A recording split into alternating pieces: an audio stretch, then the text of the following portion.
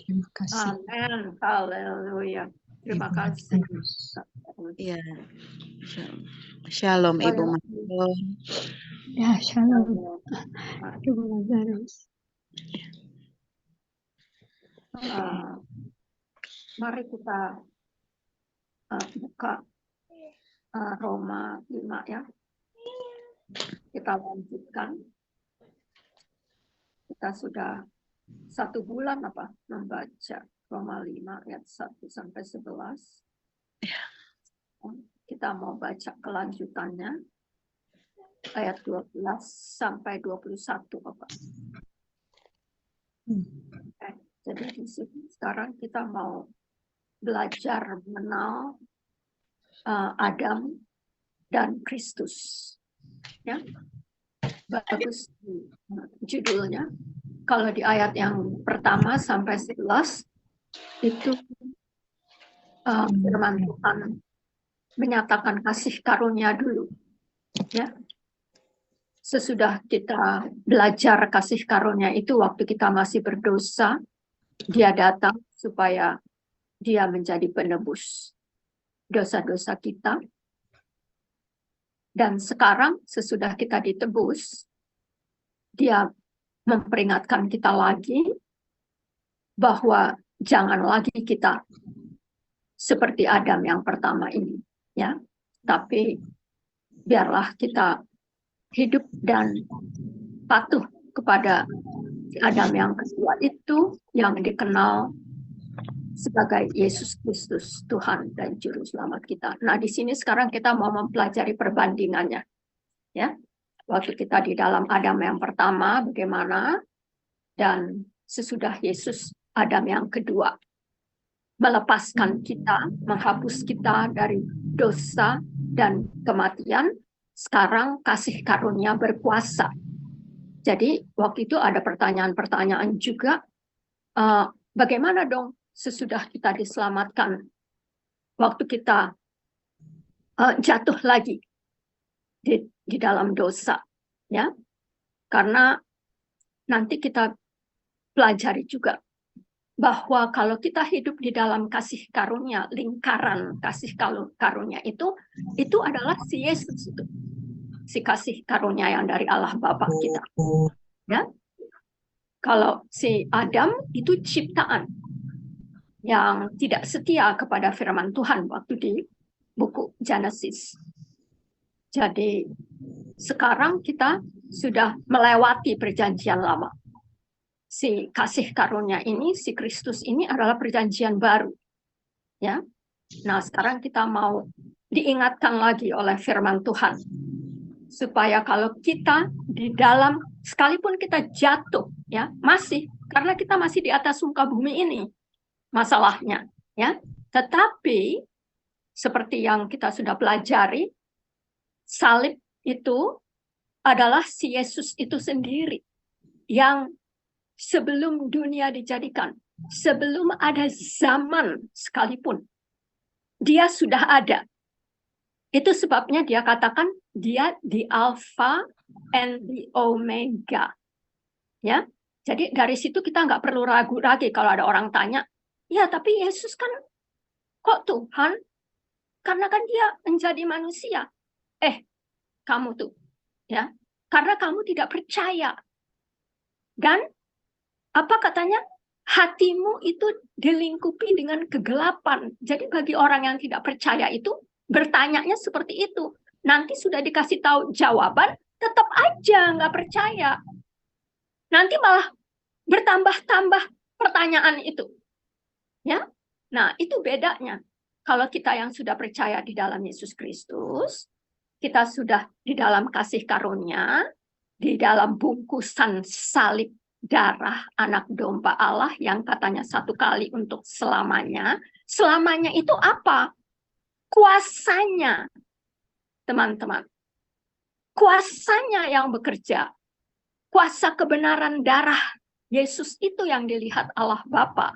Jadi kalau kita jatuh lagi, kita tidak bersifat dosa seperti waktu dengan Adam yang pertama.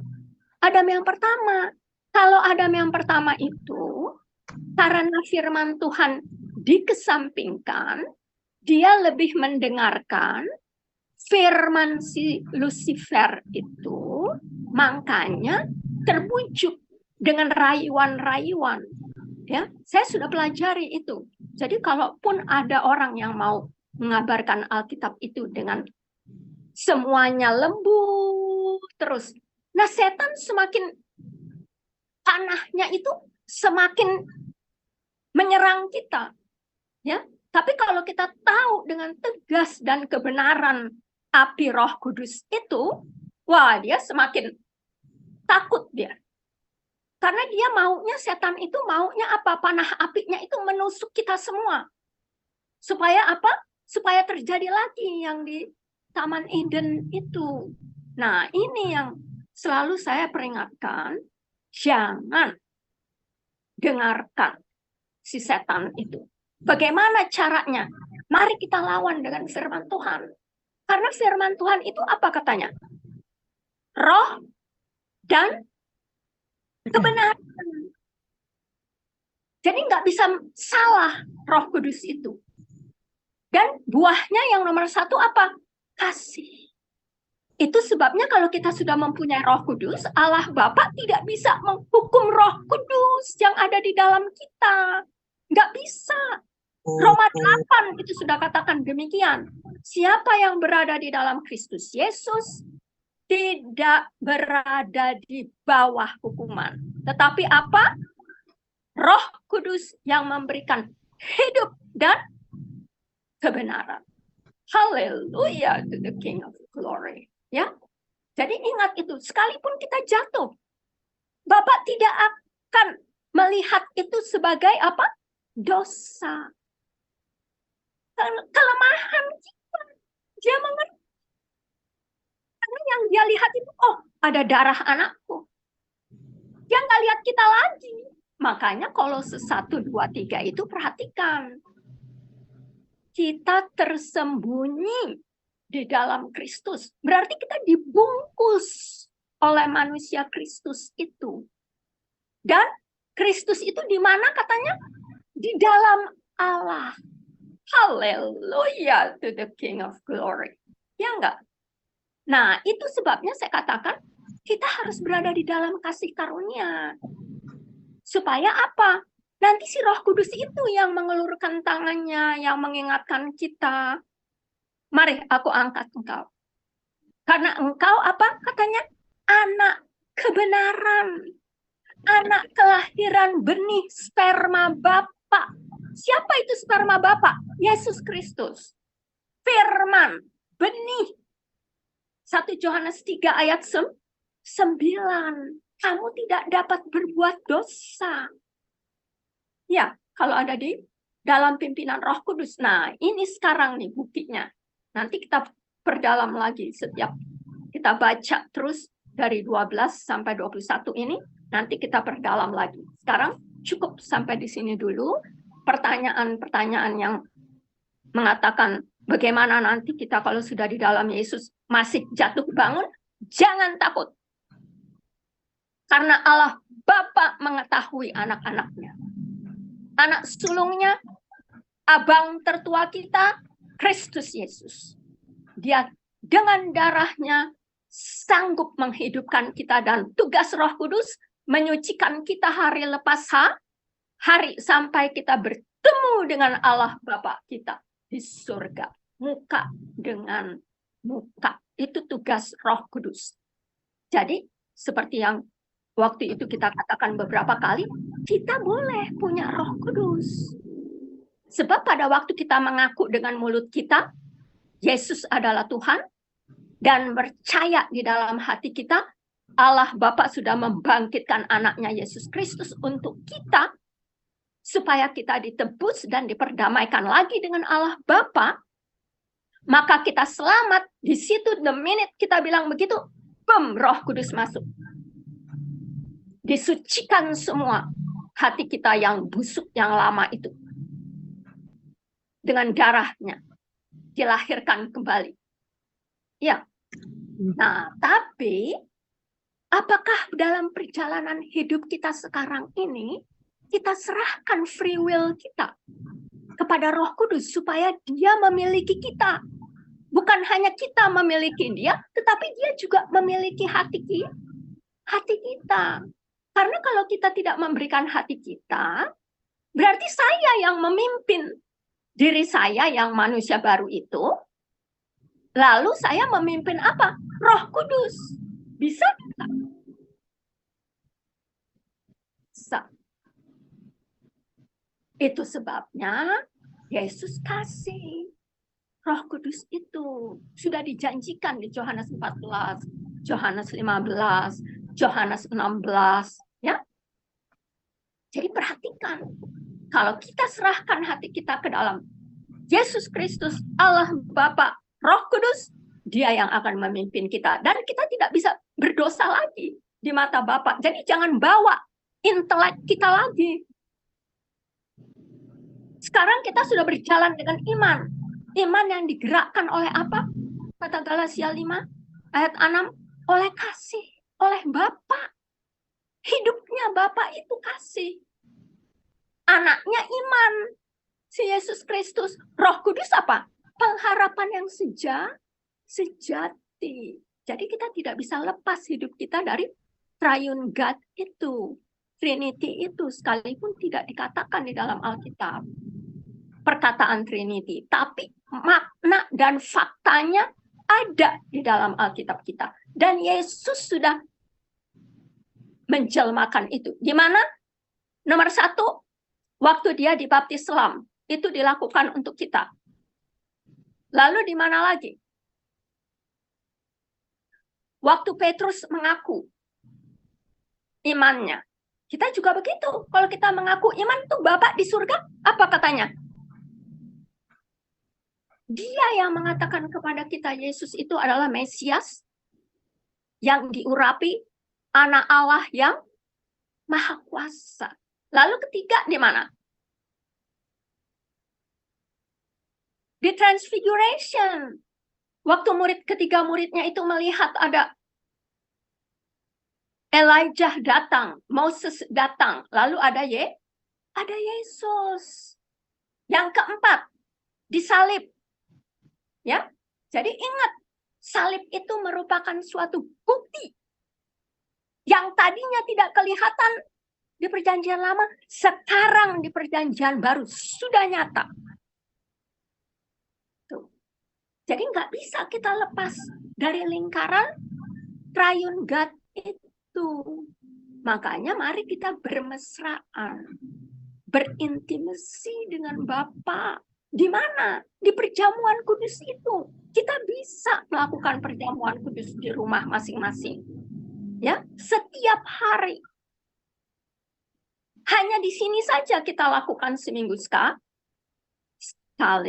Tetapi di rumah setiap orang Kristen yang sudah berdasarkan darah Yesus Kristus, pelajarilah.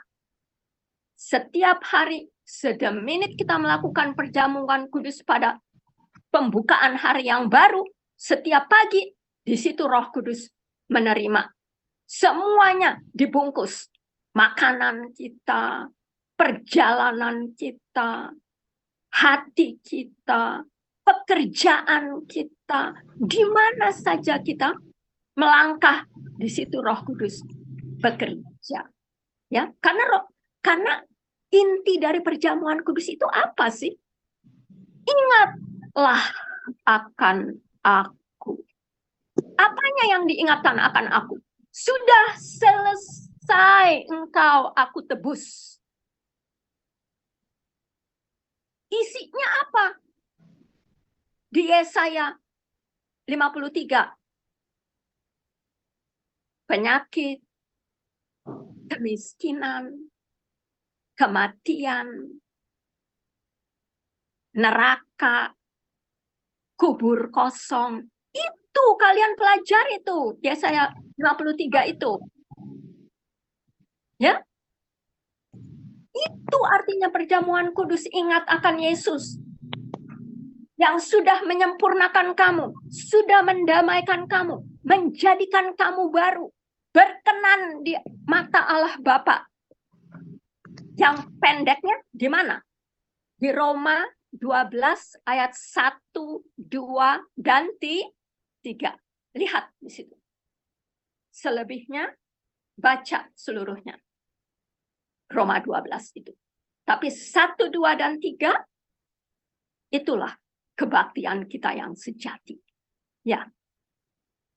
Kita sudah punya darah Yesus. Ikrarkan selalu darah Yesus itu adalah kemerdekaan kita dari apa? Dari dosa, dan upah dosa adalah maut.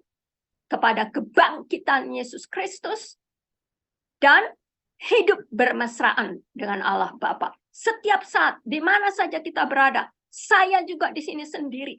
Saya nggak mau tahu orang, ya mereka nggak bisa lihat saya ya. Kalau saya berkata-kata dengan Roh Kudus, bernyanyi ria dengan Dia, ya. Kayak begitu kita. Jadi kita tidak sendiri lagi.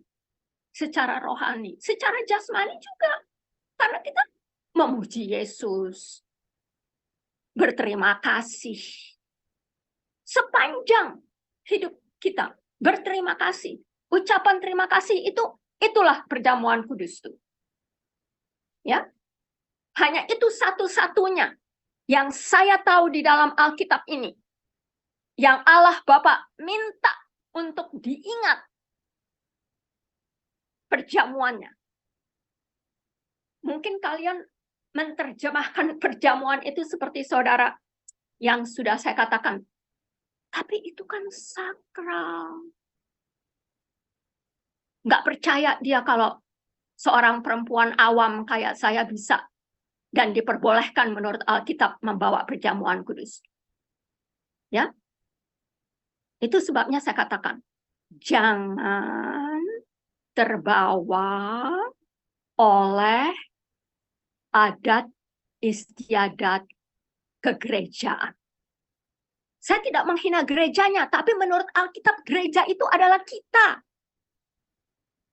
Tubuh ini nih. Baik rohnya. Ya. Yesus sendiri di Wahyu 21 dengan Allah Bapa dibilang apa? Yerusalem baru. Roh Kudus menuntun kita ke dalam situ. Baik rohnya itu, Yerusalem baru. Ya. Nanti kalau kalian mau mempelajari juga bahwa gereja itu bukan bangunan fisikalnya, bukan. Melainkan apa? Tubuh kita ini. Persekutuan orang-orang kudus. Tuh. Jadi saya tidak membuat diri saya sendiri kudus sehingga brother itu ragu dia. Kok bisa? Seorang perempuan, kok bisa? Yang bukan bertitelkan pendeta. Aduh, itulah makanya. Jadi jangan bakar lagi lah saya ya dengan api Roh Kudus. Nanti kayak Pak Dayakumba lagi, istrinya juga menyingkir lagi. Ya, saya tidak mau seperti itu. Tapi saya katakan sekarang, di dalam darah Yesus, Roma 12 ayat 1, 2, dan 3. Perhatikan, kita sudah dibuat kudus, benar, berkenan kepada Allah Bapa. Itulah ibadahmu yang sejati. Ya. Jadi, mari sekarang kita baca bersama. Roma 5 ayat 12 sampai 21. Berganti-gantian kita ya. Saya mulai dari ayat yang ke-12, nanti urutan dari siapa sesudah saya ya. Masing-masing ambil, nanti kembali lagi kepada saya kalau memang ada lagi bagiannya ya. Mari kita baca. Roma 5, Adam dan Kristus. Mulai dari ayat yang ke-12. Sebab itu, sama seperti dosa telah masuk ke dalam dunia oleh satu orang, yaitu Adam. Dan oleh dosa Adam itu juga maut. Demikianlah maut itu telah menjalar kepada semua orang. Karena semua orang telah berbuat dosa. Sebab sebelum hukum Taurat ada, telah ada dosa di dunia. Tetapi dosa itu tidak diperhitungkan kalau tidak ada hukum Taurat.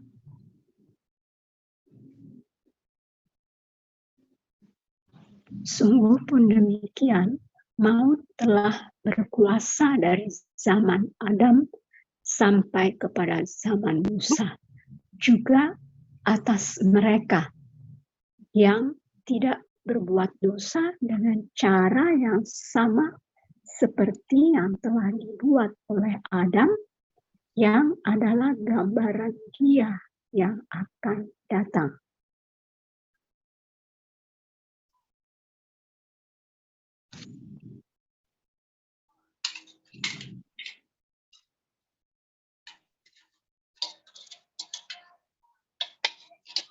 Silakan, siapa yang berikutnya?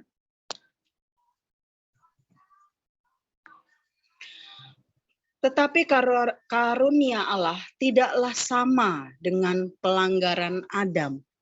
Sebab jika karena pelanggaran satu orang, semua orang telah jauh di dalam kuasa maut, jauh lebih besar lagi kasih karunia Allah dan karunia-Nya yang dilimpahkannya atas semua orang karena satu orang, yaitu Yesus Kristus.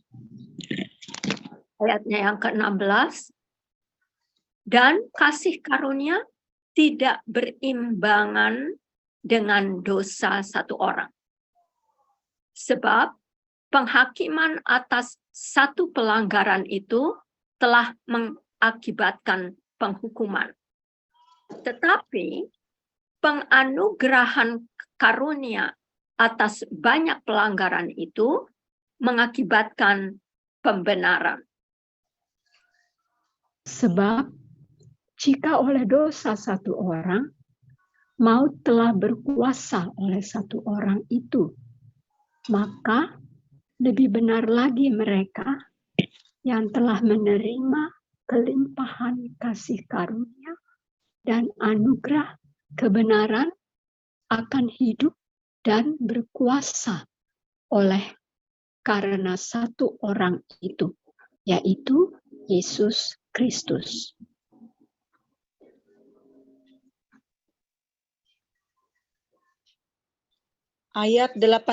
Ayatnya yang ke-18, sebab itu sama seperti oleh satu pelanggaran semua orang beroleh penghukuman, demikian pula oleh satu perbuatan kebenaran semua orang beroleh pembenaran untuk hidup. Ayatnya yang ke-19. Jadi sama seperti oleh ketidaktaatan satu orang, si Adam, semua orang telah menjadi orang berdosa. Demikian pula oleh ketaatan satu orang, Yesus Kristus, semua orang menjadi orang benar.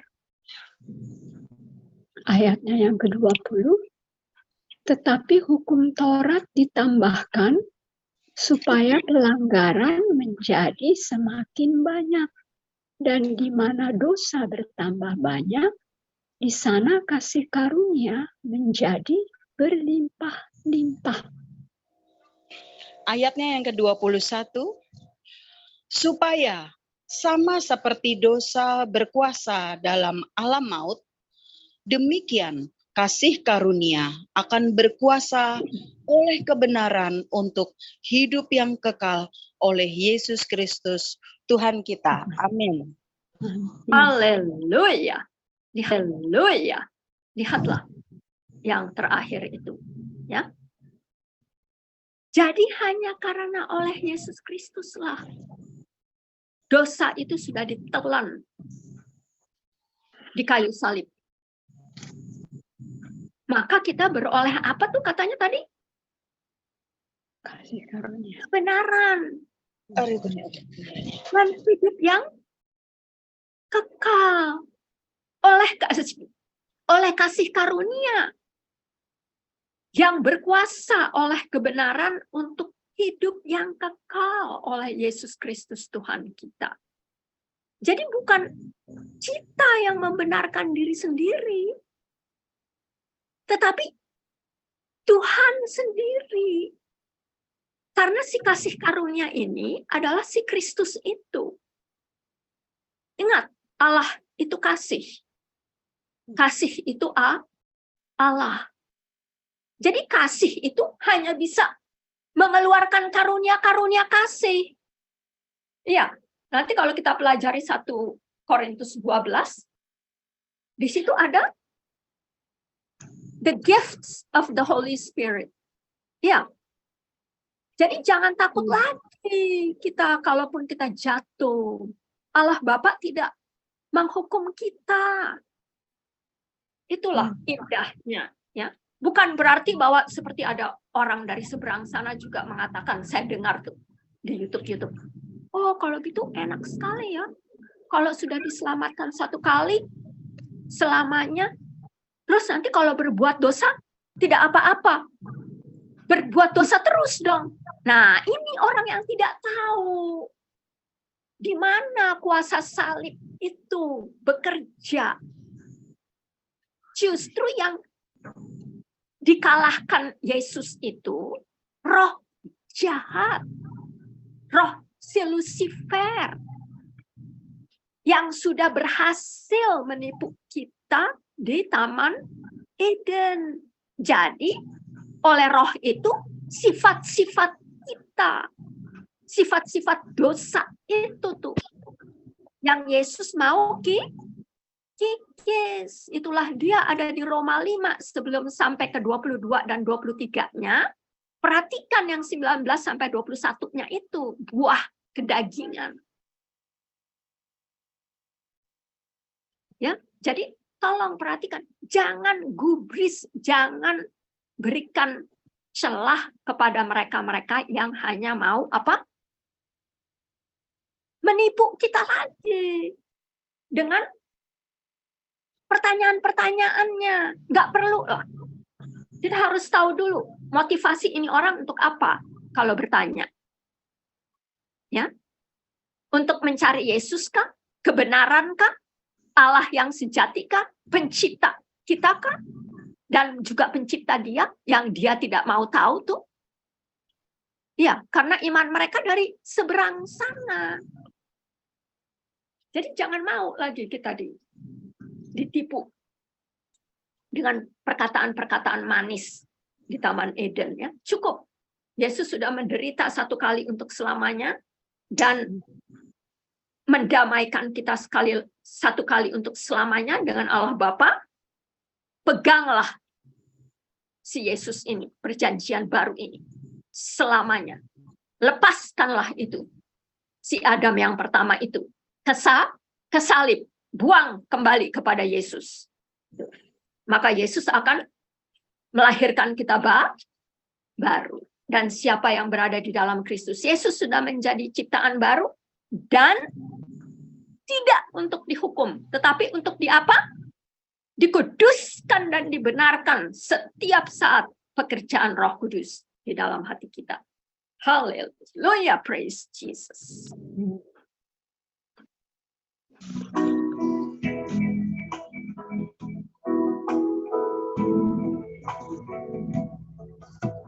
Bukan dengan barang fana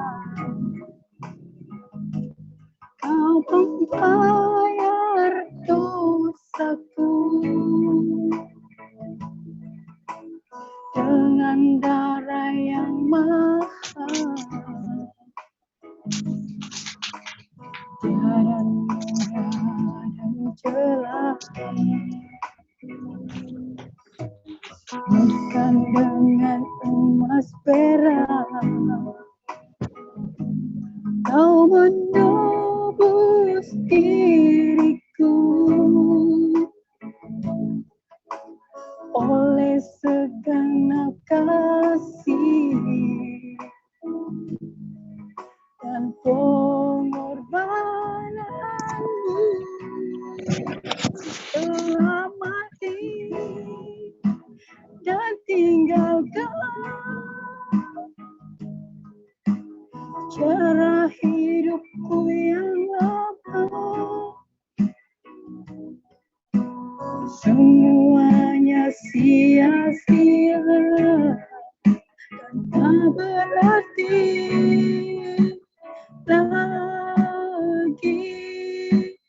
Hidup ini ku letakkan pada mesra-Mu ya Tuhan. Jadilah padaku seperti yang Kau ingini.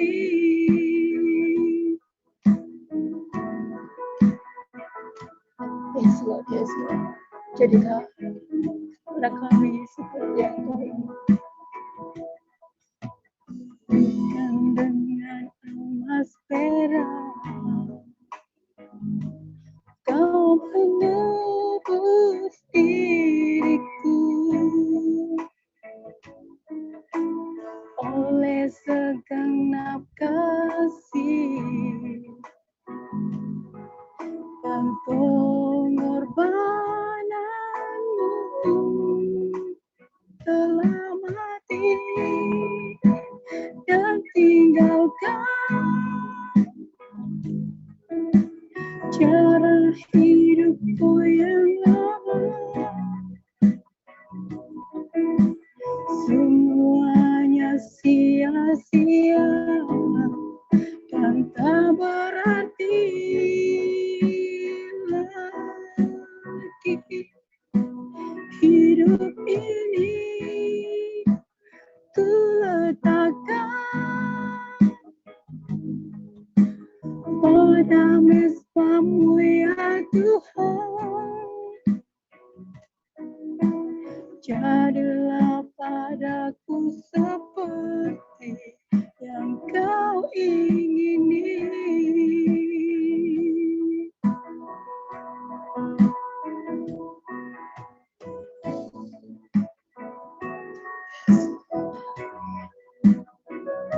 We give You thanks. We praise in Jesus' name.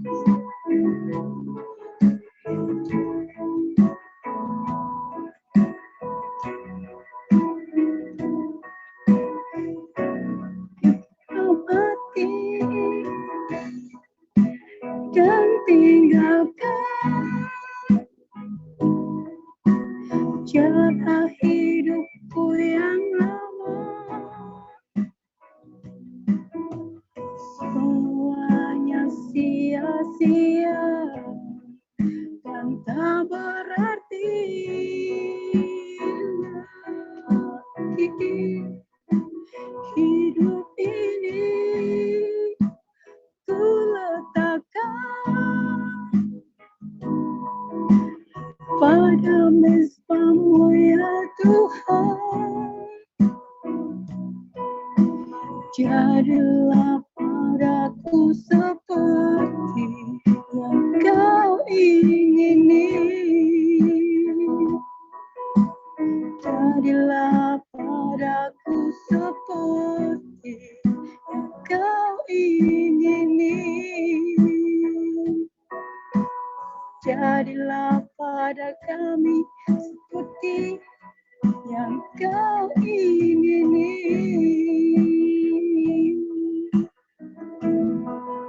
Amin, amin, amin.